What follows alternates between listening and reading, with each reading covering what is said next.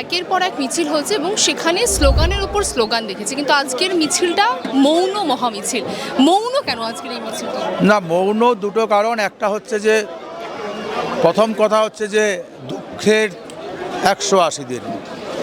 দ্বিতীয় আরেকটা মৌনতার একটা বড় কারণ হচ্ছে যে আমরা মাইকটাই আজকে বাজাবো না, কারণ কাল থেকে মাধ্যমিক পরীক্ষা আছে।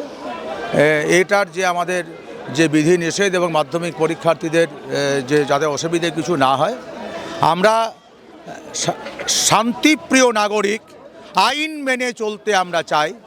আমরা তাই আজকে মাইক না বাজিয়ে আমরা মিছিল করছি এবং এই মিছিল আমরা করছি বিচার চেয়ে। যে বিচার আমরা 180 দিনে পাইনি এবং যে বিচার দেওয়ার দায়িত্ব যাদের ছিল, পুলিশের দায়িত্ব ছিল, সিবিআই এর দায়িত্ব ছিল, সরকারের দায়িত্ব ছিল, প্রশাসনের দায়িত্ব ছিল, সেই দায়িত্ব তারা পালন করেননি। এটা আমাদের কথা নয়, মহামান্য শিয়ালদা আদালতের যে রায় তার প্রতিটি ছত্রে এটা উল্লেখ করা আছে। এবং তাই আমরা এই সমস্ত প্রতিষ্ঠানগুলিকে আমরা এই বিগত দুদিন ধরে আমরা আমন্ত্রণ জানিয়েছি যে আমরা বিচার চেয়ে রাস্তায় আছি। আপনাদের দায়িত্ব হচ্ছে আমাদের নিহত মেয়েটির বিচার 180 দিন পর তার জন্মদিনে আমাদের কাছে এনে দেওয়া। সেই আবেদন আমরা করেছি, সেই নিবেদনও এখনও করছি, জোরহাত করে নিবেদন করছি, আপনারা বিচার দিন আমাদের এই মেয়েটির। গণতান্ত্রিক দেশে আমরা যতক্ষণ বেঁচে আছি, বাস করছি, গণতন্ত্রের প্রতিষ্ঠানগুলির উপরে, আইনের শাসন, আদালতের উপরে সম্পূর্ণ আস্থা রেখে আমরা আন্দোলন করছি। তাদের কাছে আমরা আবেদন করছি যে আপনারা আমাদের মেয়েটির বিচার দিন।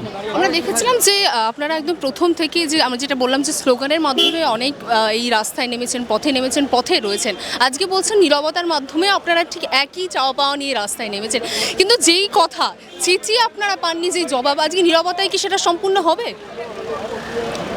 গণতান্ত্রিক দেশে মানুষের আন্দোলনই জয়ী হয়, কারণ সংবিধান আমাদের এই অধিকার দিয়েছে গণতান্ত্রিক উপায়ে আন্দোলন করার, যতদিন না আমাদের দাবি পূরণ হয়। আমরা তাই এই আমাদের দেশের আইন মেনে, সংবিধান মেনে আমরা আন্দোলন করব। যে আন্দোলন আমরা নিশ্চিত সেটা হচ্ছে আমাদের এই মেয়েটির বিচারকে এনে দেবে। আমরা দেখলাম, একটা শেষ প্রশ্ন করবো যে গতকালই 7 জন জুনিয়র চিকিৎসককে তলব করা হয়েছে এবং কোথাও কি যে আজকে একাধিক কর্মসূচি রয়েছে আজকে সকাল থেকে, সেই কর্মসূচিকে দমিয়ে রাখার জন্য কি এই তলব? শুধু আজকের কর্মসূচিকে দমিয়ে রাখার জন্য নয়, এই আন্দোলন যেহেতু অনেকগুলি মৌলিক প্রশ্ন তুলে দিয়েছিল আমাদের পুলিশের ভূমিকা নিয়ে, প্রশাসনের ভূমিকা নিয়ে, সেই জন্য প্রথম দিন থেকে তারা আন্দোলনকারীদের উপরে প্রতিহিংসামূলক আক্রমণ নামিয়ে এনেছে।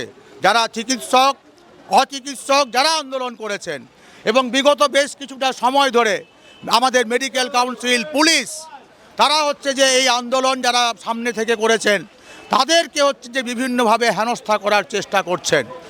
একটা তো তারা মনে করছেন যে এগুলি করে তারা আজকের আন্দোলন কর্মসূচিকে তারা দমিয়ে রাখতে পারবেন। আরেকটা বোধহয় তারা মনে করেছেন যে যদি এদের বিরুদ্ধে ব্যবস্থা নেওয়া যায় তাহলে হয়তো আন্দোলনকারীরা ভয় পাবে, আন্দোলনের ঝাঁঝ তীব্রতা কমবে। কিন্তু ঘটনা হলো তারা যে অভিযোগগুলি করছেন সেই অভিযোগের সারবত্তা তারা কোথাও প্রমাণ করতে পারেননি।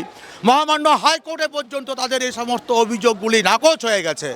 মানে কথা হলো যে তারা যা কিছু করছেন তারা হচ্ছে প্রতিহিংসামূলক আচরণ করছেন। আমরা এই মিছিল থেকে এই বার্তা প্রশাসনকে দিতে চাই যে আপনারা যদি মনে করেন যে এই রকম আমাদেরকে প্রশাসন দিয়ে, পুলিশ দিয়ে, মেডিকেল কাউন্সিল দিয়ে আমাদের উপরে বিভিন্ন রকমের প্রতিহিংসার নামিয়ে এনে আমাদেরকে দমিয়ে রাখতে পারবেন, আন্দোলন থেমে যাবে, সেটা হবে না। আমরা বলছি, আমরা নিশ্চিত এই আন্দোলন আরও তীব্রতর হবে। বাংলা হান্টের আরও খবর দেখতে নজর রাখুন। বাংলা খবর মানেই বাংলা হান্ট।